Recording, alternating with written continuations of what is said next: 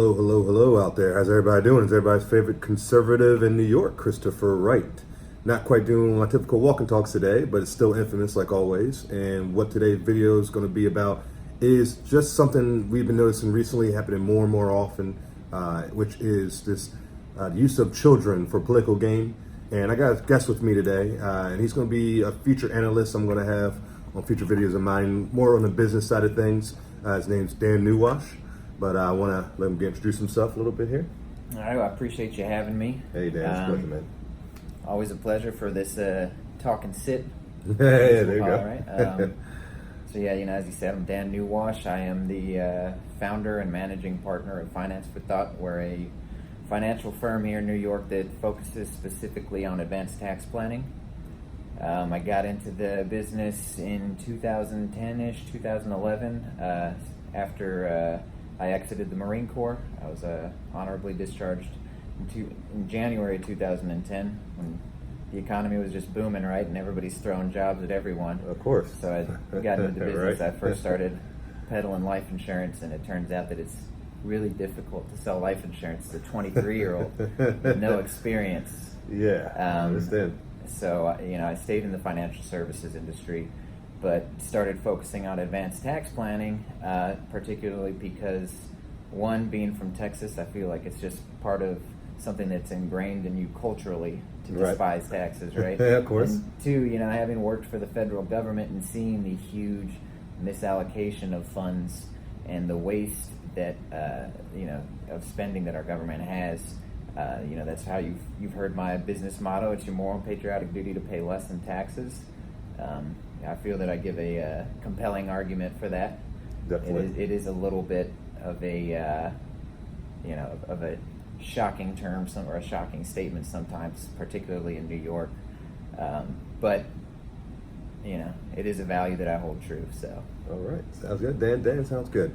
Now, with that background of Dan Newwash, I want to go ahead and get on with what we were speaking about. Now, he made a post recently about a young lady. Her name was Greta Thunberg? Greta Thunberg. I'm bad with names, everybody, as you guys know, as all my listeners.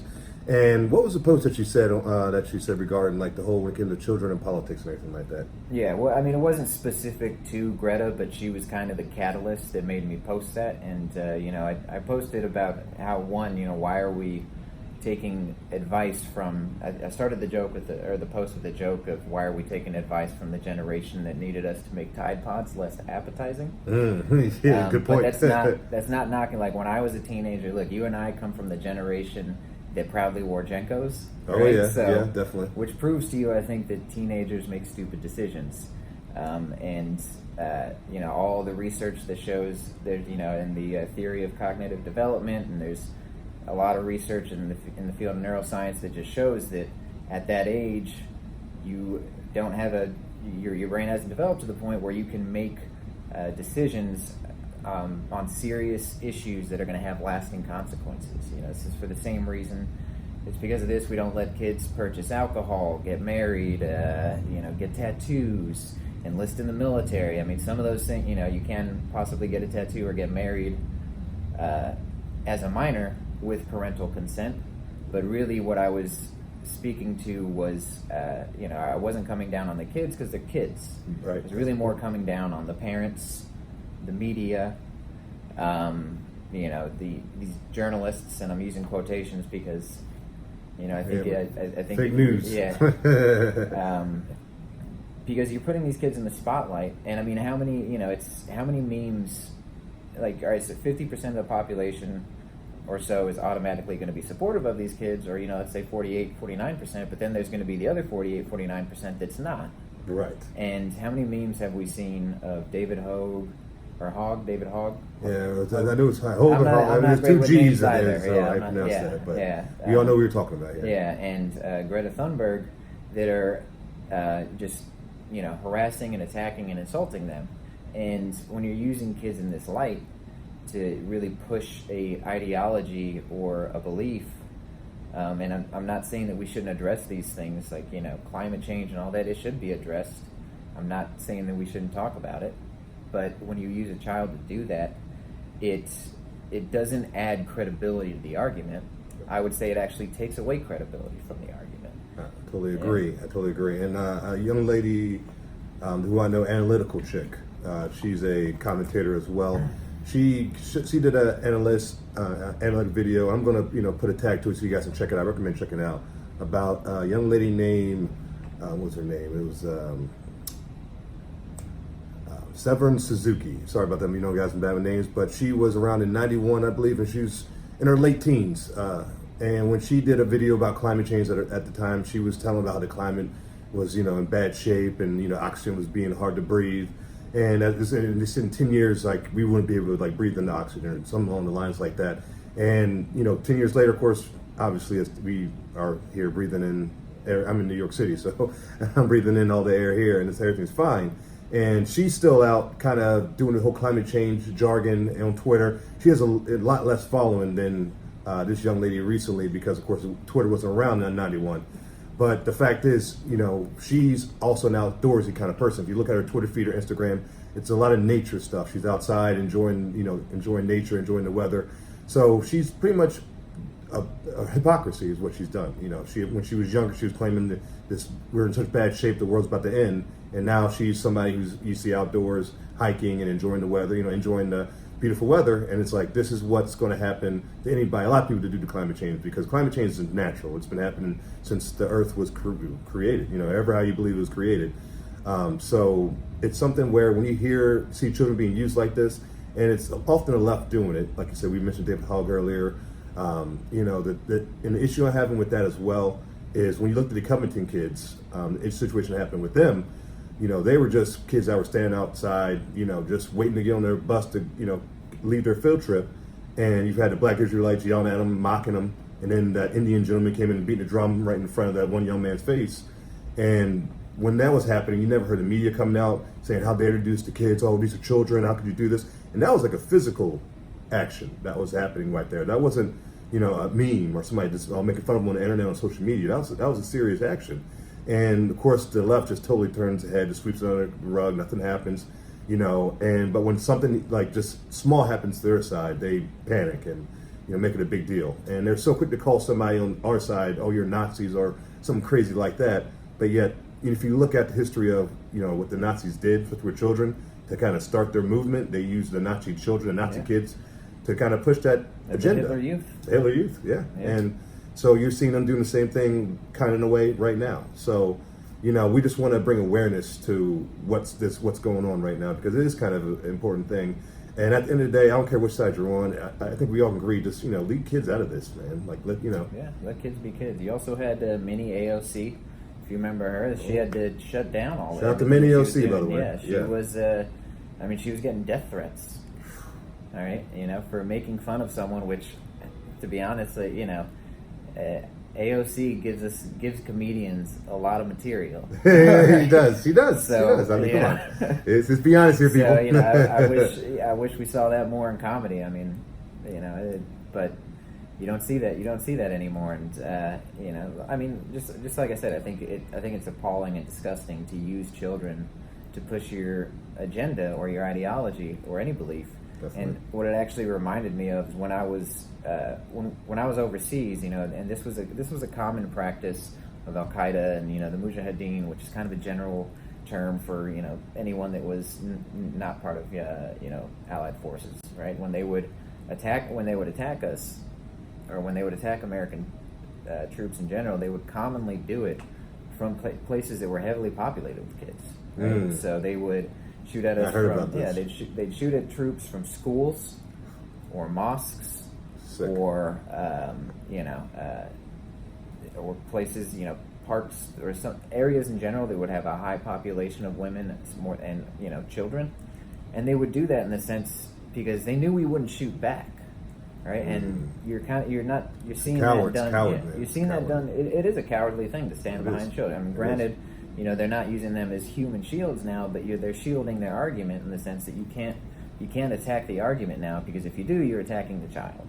Yes. All right. And the reality is I'm like, what if I was, because I'm a supporter of the Second Amendment. What if I was using a child to push pro Second Amendment stuff, or what if I was using a child to to push my belief of it's your moral and patriotic duty to pay less in taxes. Hey, You know, how would that be received? Yeah. So I just think it's a very cowardly thing to do. And the reality is if you have to stand behind a child to make an argument, what does that tell you about the argument? Exactly. How much standing ground do you really have? You're standing your argument on a child's legs, you know. And if you look what's going on right now between the left and the right, the left is, you know, it's like they're on their last straw right now. They're on the last leg, literally the last legs. We just kind of brought that up because even when it comes to this thing, the Trump impeachment, when it comes with what's going on with the children, they're grasping at straws and they're just putting out these crazy arguments. And when people are doing this, we all know it's because they have nothing to stand on, and they're hoping that, you know, people will just, you know, they'll touch people's emotions more than the mental. You know, they say, okay, they see a children, this young girl, oh, she's like, oh, you know, what about me? And you know, she's like a little actress. You know, she was on there, and there's nothing wrong with, you know, I'm not criticizing the girl, but you can tell it was scripted. And I think she truly believes what she's saying.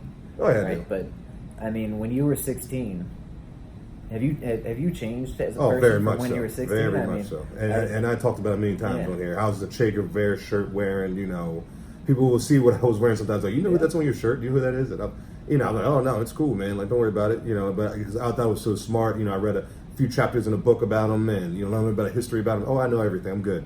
And then I look back, and I'm like, if I could see myself back then and now, and we can have a conversation, it's like two totally different people. You know what I mean? It wasn't that I was young or foolish or ignorant back then. It was just I was young. When you just lived on Earth for a certain amount of years, you only know so much. And that's why it just isn't a good idea to let somebody so young, regardless of which side you're on, lead your argument. It just doesn't make any sense. Yeah, well, I mean, people will change.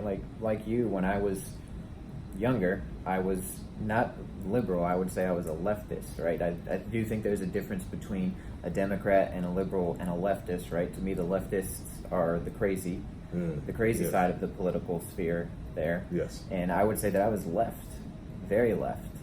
And, you know, now I claim to be an independent. I am registered as an independent.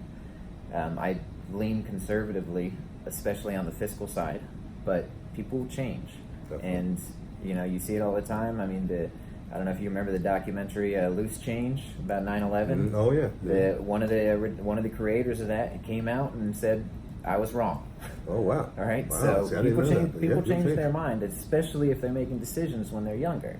Right. When I was younger, you know, I wanted to, you know, like have like a skate shop or something, or be the lead singer to a band. Right. Of course. Of course. So, you know. So you know, I think we all can agree. It's just at the end of the day, what our main point of this whole debate, this whole conversation was, it's just, you know, don't let the youth pretty much. You know, we're all adults here, you know, on both ends, and we should be able to politic and come together and sit together and really figure something out together as adults. You know, we don't need to put children involved. We don't need to use children as you know, physical shields in some cases, or as just a political shield. You know, it's just regardless. Just, you know, like I said, let kids be kids, and you know, we let the adults take it from there, man. Yeah. Well, I think, you know, like you said, let kids be kids. But the other thing that this does is you come to a solution when you have two opposing sides that sit down and discuss things respectfully and come to a mutual decision that, you know, that both are agreeing, all right, this is the solution, rather than when you're using this type of, when you're using children, you're polarizing it too much. We're not going to be able to come to a mutual decision.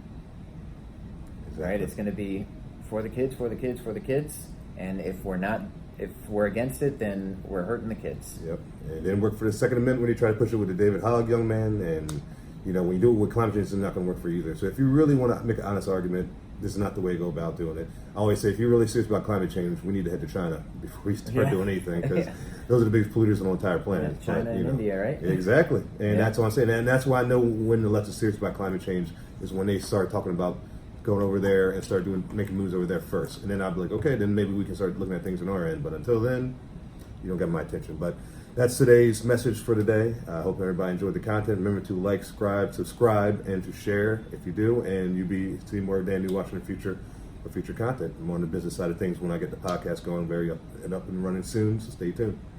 All right. So like usual, God bless everybody listening. God bless America. Adios.